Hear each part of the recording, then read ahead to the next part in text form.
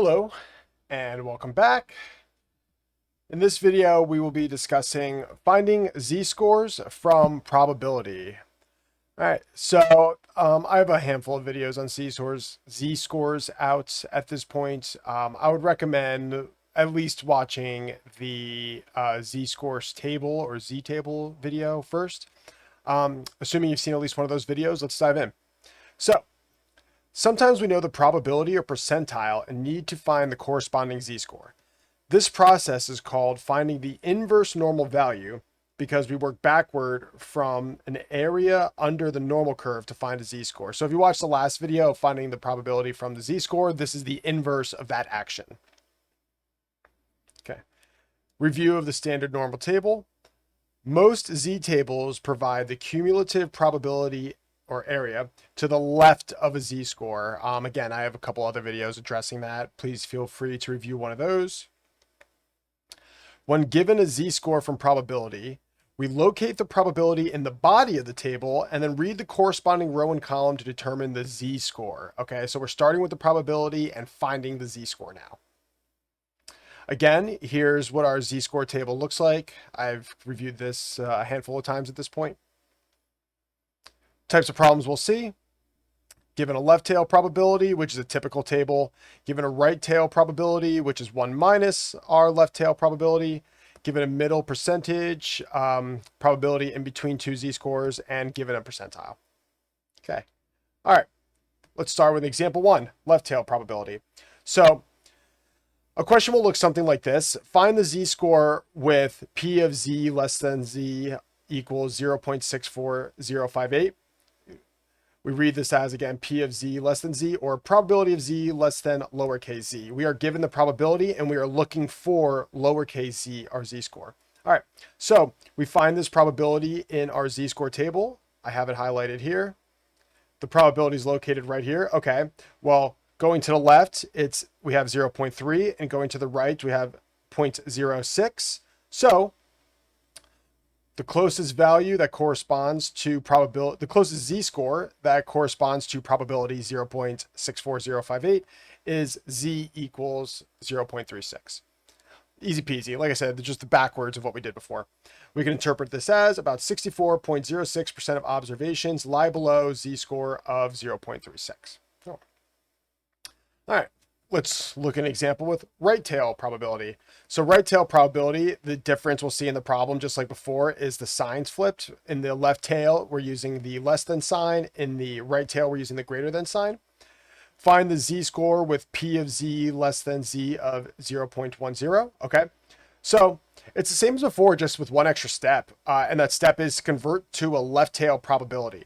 So the left tail probability looks like this with the less than sign. P of z less than z is equal to 1 minus P of z greater than z, which is 1 minus 0.1, which is 0.90. So now we find this on our z table. Now, we're going to notice something a little bit different with this particular example. If we look at our z table, you see here I have two numbers boxed. 0.9000, that number does not exist on our z table. So what we do is we find the two numbers that are closest to that value. One of those numbers is going to be slightly above, one of those values is going to be slightly below, and we take the average of the z-scores. So we can see here 0.90147 is a little bit more than 0.9000, whereas 0.89973 is a little bit less than 0.9000. So we find the two corresponding z-scores. The first one is 1.28 and the second one is 1.29. And now we take the average of those two z-scores, okay? And I wrote all this out here. Step 3, take the average. Notice how 0.9000 is not a value on our table. To find z-score, take two closest values and find the average of their z-scores. So just like I mentioned before, 0.89973 has a z-score of 1.28. 0.90147 has a z-score of 1.29. If we take the average of those, 1.28 plus 1.29 divided by 2 equals 1.285, which we should just notice is the smaller one with we add a 5 to the, was it thousands place? 100th? Yep, the thousands place. Okay. So the corresponding z-score for 0.900 is approximately 1.285. once we get to the thousands place, we're getting to such like tiny decimal numbers that this is a close enough approximation. These, we're dealing with statistics. We're mostly dealing with approximations, so it's okay if the number is like close enough. Okay. Example 3, a percentile. Cool. So percentiles were discussed in a previous video. If you've not seen that, I would recommend checking that video out. Here we have the question, find the z-score for the 25th percentile. Okay, so our first step, convert this to a decimal, which is super easy. 25th percentile is 0.25. To convert to a percentile, all we do, there's an imaginary decimal right here. We move it 2 places, 1, 2, move the decimal there, bam, 0.25. Okay. So for percentiles, by default, we are talking about left tail probability. So the left tail probability is 0.25. Okay. So I just tacked some zeros onto the end. This is the same, 0.2500 is the same number as 0.25. We're going to look for this on our z table. And if we notice, just like the previous problem, it's not there. So we find the 2 values that are closest to it, which are in the upper bound 0.25143 and the lower bound 24825. Okay. A quick way to do this, if you've run into this problem, is like so the 100th place is a 5. Okay, just skim here. Well, first you want to find the 10th place, the 2s, but the 100th place where the 5 is, skim around for where you find 2 numbers next to each other, where one's a 5 and the other one's a 4, and you know those are the 2 numbers you're looking for because these are all in some type of order. Okay. Anywho, find those 2 corresponding z values, negative 0.67, negative 0.68. And just like before, we take the average. Notice how 0.2500 is not a value on our z table, on our table. To find z-score, take 2 closest values and find the average of those z-scores. So, like I mentioned before, 0.25143, z-score is negative 0.67. Is that right? Negative? Yep. Okay. 0.24825, z-score is negative 0.68. The average of the 2 is negative 0.675. So the corresponding z-score is approximately negative 0.675. Well, and that's all there is to it. Not complicated. Some common mistakes we might see. Looking up the probability incorrectly on the table. Be careful, like, these numbers are so like small and long. Really take your time and double check to make sure you found the correct probability. Okay, I can't stress that enough. I know I've made that mistake in the past. Another common mistake, forgetting to convert right tail probability into left tail probabilities. Remember, right tail is 1 minus the left tail. Confusing percentages and decimals. Note here, 95% is 0.95. We move the decimal place. To go to a decimal from a percentage, move it to the left twice, and to go from a decimal to a percentage, move it to the right twice. Okay. Choosing the wrong sign for z-score, another mistake. Remember, negatives and positives do matter here.